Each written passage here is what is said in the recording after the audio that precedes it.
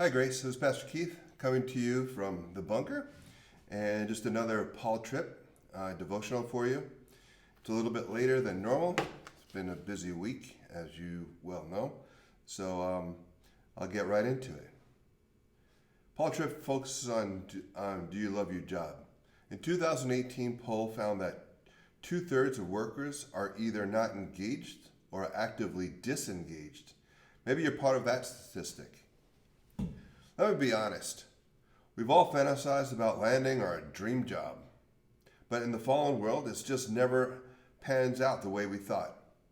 Regardless of what you're doing for work today or even for work during the pandemic, here are 6 gospel principles that will allow you to thrive spiritually in your place of employment. And perhaps more importantly, keep your work balanced with other life, family, ministry, and relationship commitments. So number 1, the gift that you employ in your work come from and belong to God. Your career is not about applying your abilities to achieve the life that you are always dreaming of, such as approaching the work and worrying self-centered. The Bible teaches you that work is this right place where God calls you to be a good steward of the gifts, opportunity, and abilities He has given to you. Number 2, the time you invest in work belongs to the Lord. God is the only being in the universe who exists in timelessness. He has created us to live in and for a particular time and place. We'll look that up in Acts 17, verse 26. Therefore, we must do all He has called us to do within the limits of time that He has given. That means if we spend too much time at work, it will take away from other things to which God has called us. Number 3, you are called to live for something bigger than yourself. By grace, God has connected you to an eternal reality. You are not at the center of things. What you want should not be a principal motivator or what to do and how you spend your time.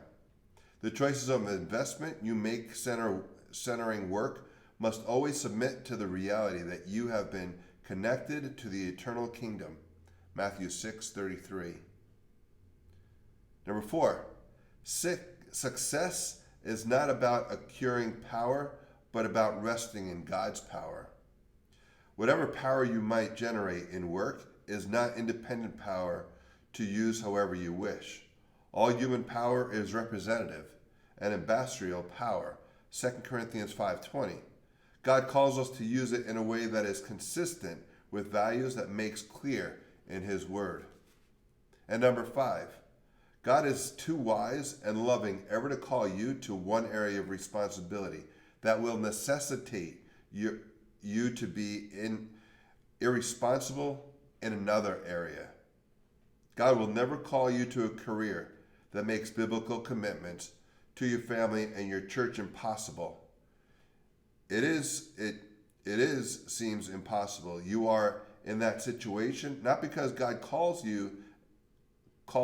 are unimaginable, but because you are seeking to get things out of work that you should not.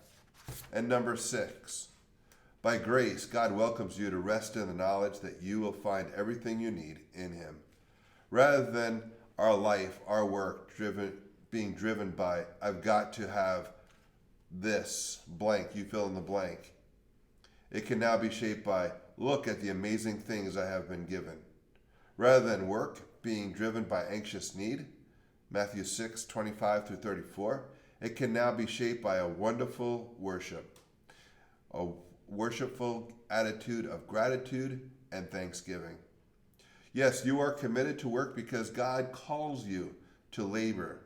But as you work, you can rest in the commitment to need everyone, that it will meet every one of your needs. Philippians 4:19. With that, may God bless you and keep you. Until next time, God bless.